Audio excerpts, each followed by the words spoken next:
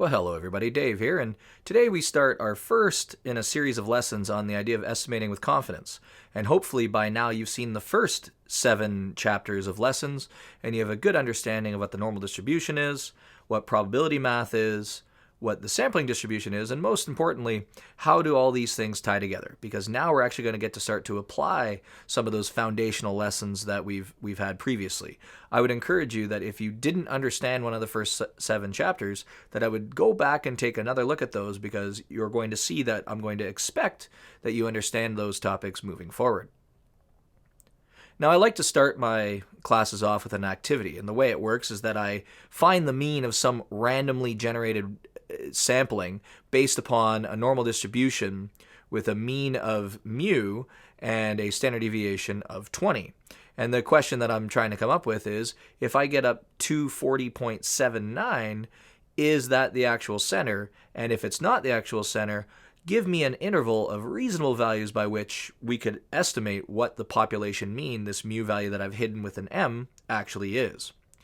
And what a lot of students tend to do is they think that a singular sample is all that you need to get that estimate of the center of a normal distribution, and that's absolutely not true. We know from random selection that we could have anything that's right around the center to something that's quite a bit off. And so the question becomes, what interval can we create that gives us a confidence that the true population mean is somewhere within that interval?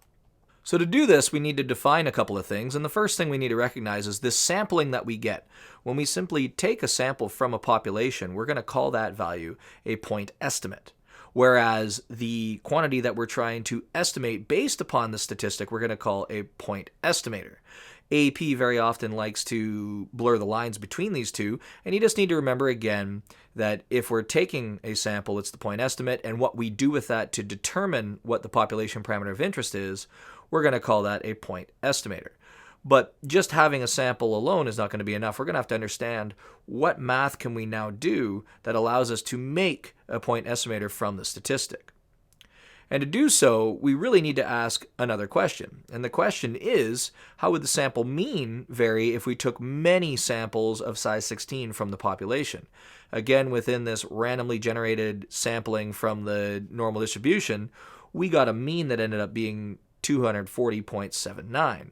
But the question is, how far away is that? Well, how much does a sample actually vary every time we do it? So to do this, we have to go back to first principles. And we need to understand that if the population is normal, then we know that the center is going to be this mu value that we are unaware of, and the standard deviation that we've hardwired into this activity is 20. And so what happens, and why does the sampling matter? Well, you may remember from Chapter 7 that if we take a bunch of SRSs of the same size, the key idea here is that the sample size always has to be the same. Once you take that sampling, we can find the average value of each of those samples. You'll notice that in the 3 that I've listed there, that those 3 are actually quite a bit different, which we'd expect because we're dealing with this random sampling from the population. However, we learned in Chapter 7 that if you graph this on a new distribution known as the sampling distribution, what we get is very often a normal distribution where the center is supposed to be representative of the population parameter of interest. You may recall that when we're dealing with sample means, the sample size only matters if the population is known to be something that is not normal, or we don't know whether it's normal or not. But in this case, we see that the population clearly is normal, which means that it doesn't matter what the sample size is. We were expecting a normally distributed sampling distribution. I'd like you to also notice that the standard deviation changes based upon the sample size. You may recall from Chapter 7 that the larger sample size we have, the less varied our normally distributed sampling distribution is. And so that sigma over root n, to no surprise, is smaller than what the population standard deviation was, because we have simply taken a sample size where the square root of 16 is going to give you 4. So the standard deviation of the sampling distribution in this case is actually 5. This is a common mistake that students make, is they think that they use the population standard deviation even when we're talking about the standard deviation of the sampling distribution. So it's important to remember that we're going from the population to the sampling distribution, so all those calculations involved matter. But the important part about this is that the center of the sampling distribution is supposed to be this unknown value mu.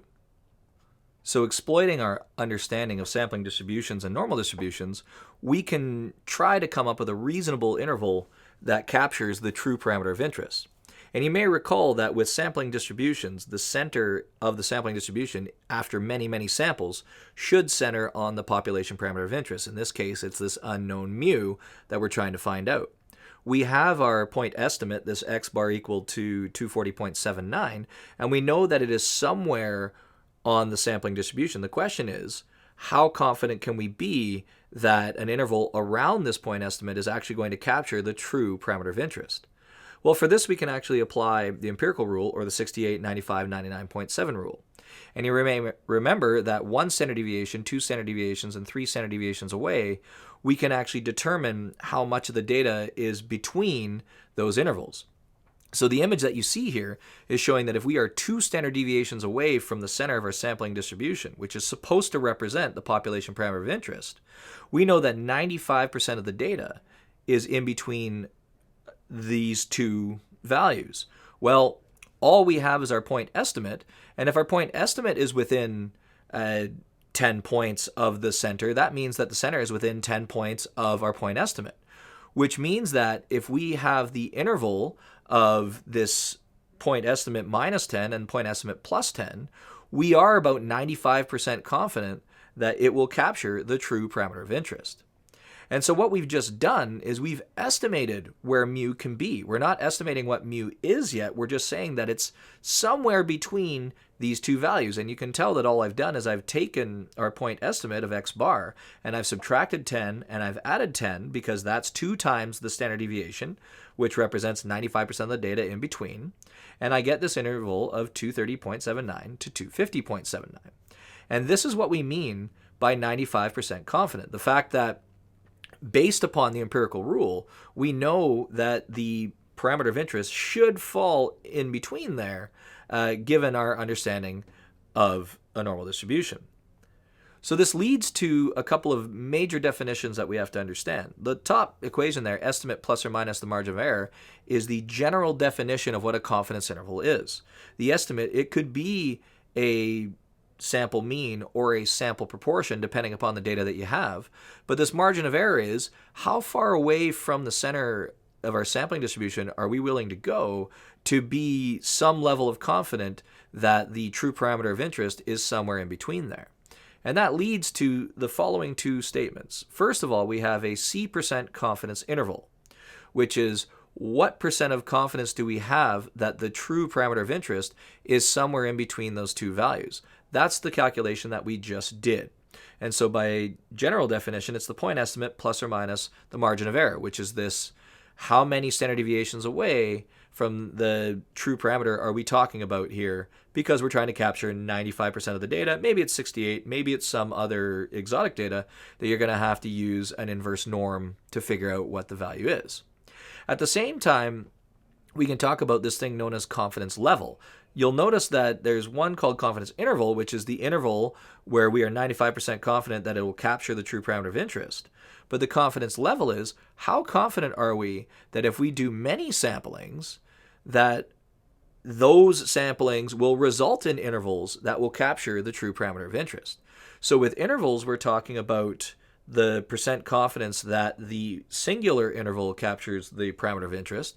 But when we're talking about confidence level, we're talking about the percentage of intervals that is going to capture the true parameter of interest. So the one's talking about the actual parameter of interest, but levels, we're talking about the number of intervals itself. Let's take a look at this with a great image. Here we have our original population. And what did we do? We took an SRS of 16, and we did that many, many times because that's how you build up a sampling distribution. And what you get here now are 3 different confidence intervals, right? 95% confident that the true parameter of interest, which is mu, lies between, in the first case, 230.79 and 250.79. But again, this is based upon the sampling distribution. Let's say we do this a lot and we generate a ton of different intervals. Well, here's an example of what that will look like. We again have the sampling distribution. And we know that the center of the sampling distribution is supposed to represent mu. The first distribution that we looked at on this slide is the population. We did a bunch of samplings. We built this sampling distribution. Below it, these green arms that are reaching out, well, these are the confidence intervals that resulted from the random SRSs that we did from the population. We got our point estimate. We created our interval based upon that.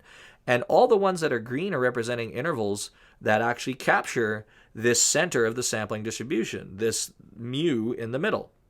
However, you can see that there's one interval there, which is labeled as blue, that despite a calculation resulted in an interval that did not actually capture the center. You can tell this because it's not overlapping that vertical black line that you see on the image.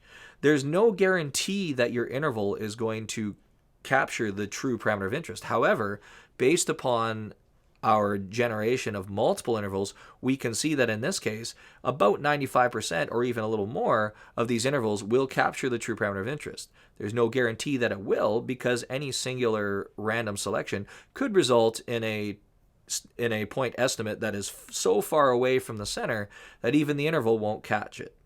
And so this is an important thing to recognize. With confidence intervals, we're talking about 95% confident that the true value lies between our interval. When we're talking about confidence level, we're saying what percentage of intervals that we generate are actually going to capture the true parameter of interest. So as I always say in my class, there's some scripting involved with the interpretation of these values that we can go ahead and use. And again, we don't want to reinvent the wheel. We want to make sure we hit all the important points. And so when it comes to interpreting confidence intervals, take a look at the script. We are C% confident. That could be 95%, that could be 68%, that could be 99.7%, or it could be some different exotic percentage that you're going to have to go ahead and use technology to find out how many standard deviations away from the center are we in dealing with that particular percentage of data. Anyways, we are C% confident that the interval from lower bound to upper bound. So don't just simply type the point estimate plus or minus the margin of error. Go ahead and actually do the subtraction, do the addition, so that you define what that interval is. It's really important that you see that it's a large interval or it's a small interval or anything in between. It captures the actual value of the population parameter of interest in context to the problem. Students far too often forget that context is essential in statistics, and that includes units in some cases. But make sure that you don't just write this in a general sense for each individual question. You always have to impose whatever context there is for the question given. When it comes to confidence levels, however, we have to change our language. And the first line, which is the most important, is if we take many samples of the same size from the population. Remember, we're gleaning our information about the parameter of interest from the sampling distribution. And the sampling distribution's standard deviation is based upon a sample size that is continuously used. We used the sample size of 16. If we used 16 in one case, 20 in another, 28 in another, we're going to end up with different standard deviations for a sampling distribution. We're not going to be comparing apples to apples in this case. So you can only do this when we're doing samplings of the same size from the population. But when we do that, about 95% of those samplings will result in an interval that captures the actual parameter value.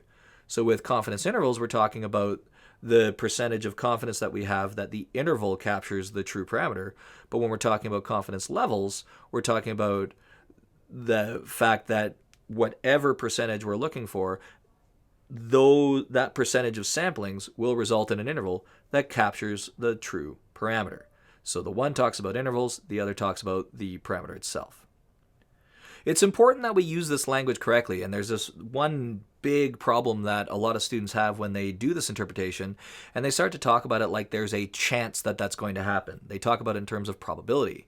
And when we're talking about confidence levels, we're not talking about a 95% chance that the interval captures the true parameter. So you don't want to use language like that, right? When we're talking about confidence intervals, we're talking about plausible values that could capture the parameter of interest to within whatever percentage of confidence we're talking about. So it's important, especially in multiple choice, to read carefully, because what they try to do is they try to catch you by thinking that this is a chance thing, and they'll say, oh, 95% confidence means that there's a 95% chance that this is occurring. That is very much a big red flag for you. Don't use this language when you're interpreting the confidence levels and intervals. So let's go ahead and construct one, and let's deal with the question that we dealt with at the very beginning, which is dealing with the mystery means. And so we had our point estimate, this 240.79, and we calculated the standard deviation of the sampling distribution based upon this sample size of 16 to be 5. Again, big red flag. Many students will inadvertently use the population standard deviation for this calculation, unaware of the fact that to do a confidence interval, we're talking about a value based upon the sampling distribution, not the population. Why? Because the center of the sampling distribution is analogous to the center of the population, or in our case, this unknown value of mu. And so we know that we're 2 standard deviations away to capture 95% of the data. And so 2 times this value of 5, well, that value there is our margin of error. Okay? And so we have an interval that's x bar plus or minus 2 times the sampling distribution's standard deviation. Well, in general, we can label this as the statistic plus or minus this 2 value, which we're going to label as the critical value, times the standard deviation of the statistic, which is really just the standard deviation of the sampling distribution itself. This critical value is an important one because by definition with the empirical rule, we can simply talk about it in terms of 1, 2, or 3 standard deviations away. You will find, though, that when you use technology, 2 is not 100% right. You can actually find out that an inverse norm will give you 1.96. And so you'll see some people use 1, 2, and 3, and some people will use things like 1.96 and 2.58 and things like that. So just recognize the fact that all we're trying to do is find what values on our sampling distribution result in 95% of the data between it. And so this margin of error thing is an important thing to recognize because you're going to see it asked for a lot. And sometimes what students like to do is they just want to simply just crank out what our confidence interval is. And you can tell that the mathematics of it is pretty straightforward once you understand what distribution you're playing with and why we can use it at all. And so when we're dealing with the margin of error, though, we simply want the critical value times the standard deviation of the statistic. What ends up happening a lot are students will just simply forget that critical value and just give us the standard deviation of the statistic. So watch out for that. As I said before, the critical value is going to depend on what level of confidence we're looking for. Again, we're defining it by 95% because we're doing 2 standard deviations away. But if we wanted a different percentage, you're going to have to do an inverse norm in order to determine what percentage we're actually looking for. This statement here, greater confidence requires a larger critical value, is an important one because it's kind of an inverse thought or maybe counterintuitive to the way you're thinking. And when we're talking about confidence, we're not necessarily talking about accuracy, right? Obviously, if we shrunk the interval down, then we would have less data to consider when it came to where that center is going to be. But a confidence interval would state that if we shrink that interval down, there's actually a less percentage of confidence that we would have that it actually captures the true parameter. So to increase confidence, you actually want to widen that interval. When we talked about the mystery mean and we talk about reasonable intervals, what some students do is, okay, well, let's do negative 1,000,000 to 1,000,000. Yay, it's 100% going to be in there. And chances are you're absolutely right. But that's not reasonable values to give us any level of confidence that we actually are at least narrowing down what that parameter of interest is. The confidence interval doesn't give us the parameter of interest, but it certainly gives us a good range to play with. So make sure you understand this, that if we increase the range, we're increasing the confidence. And if we're decreasing the range, yeah, maybe we are trying to narrow in a little more on that parameter of interest, but it's not necessarily going to be a good move for you if your level of confidence shrinks significantly. The final thing that's important, and this is again from a Chapter 7 discussion, that the standard deviation of the statistic, which is just our sampling distribution, is dependent upon the sample size, n. So if we increase n, our sampling distribution will shrink, and that means, again, this accuracy perhaps that we're looking for in our confidence interval will increase as a result. So this is a key thing to recognize. It's all based upon a sampling distribution, and all the things we understand about what improves sampling distributions and decreases variability, or whatever the case may be, we can now apply. So There's a couple of final thoughts I'll have before we end this lesson, and the first one comes from this idea that we are making a couple of major assumptions. Okay, and the first assumption that we're making is that we're dealing with an SRS of size n from the population of interest, and we're doing so with a repeated SRS of size n. We are not changing the size at all, and I think you should understand that by now based upon the fact that we're generating a sampling distribution, and that's what we're creating our confidence intervals from. The second one, and this is one that comes up a lot in multiple choice or even in free response, where they say, why can we or can we not use this confidence interval? And it comes down to this chance variation. If there's any reason to assume that there's some sort of bias associated, or maybe there's a non-random element to the sampling, or even just the actual event itself is not a random type event, we're not going to be able to take a confidence interval and state with any level of confidence that we believe it captures the true parameter. So it's important that this random sampling or random assignment take place. As always, with experimental design, with conditions, dealing with sampling distributions, once we satisfy conditions or not, that will educate us into how confident at all we can be with any of the results we have moving forward. So folks, that's it for this lesson. Coming up now in the next couple of lessons is going to be, what do we do if we have sample proportions and sample means? So if any of this didn't make sense, I would encourage you strongly, go back to Chapter 7, go back to Chapter 6, take a look at those terms again, take a look at how sampling distributions are created before you move forward to really get your hands dirty when it comes to creating confidence intervals. Best of luck to you.